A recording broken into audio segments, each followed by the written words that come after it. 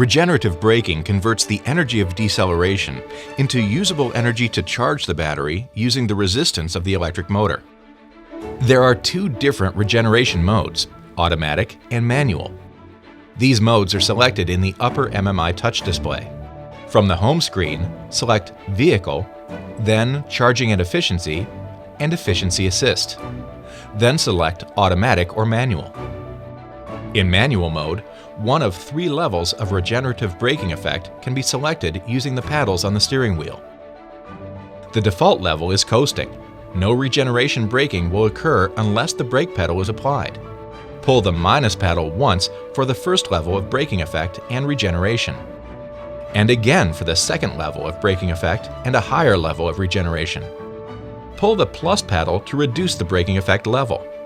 In either of these 2 regeneration levels, the vehicle will decelerate and the battery regeneration will begin when the accelerator pedal is released. The power meter needle will go into the charge zone, showing power is flowing to the battery.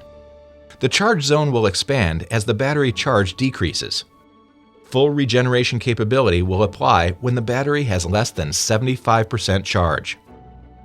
In automatic mode, the system uses the front distance sensors and map data to help choose the appropriate regenerative braking effect based on vehicles ahead. The steering wheel paddles can also be used in automatic mode to change the regeneration levels temporarily. The system reverts to coasting the next time the accelerator is lifted.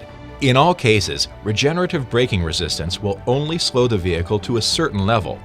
If greater deceleration or a complete stop is required, the brakes will apply with increased pressure on the brake pedal. Audi e-tron's regenerative braking takes advantage of energy that would normally be lost in conventional braking.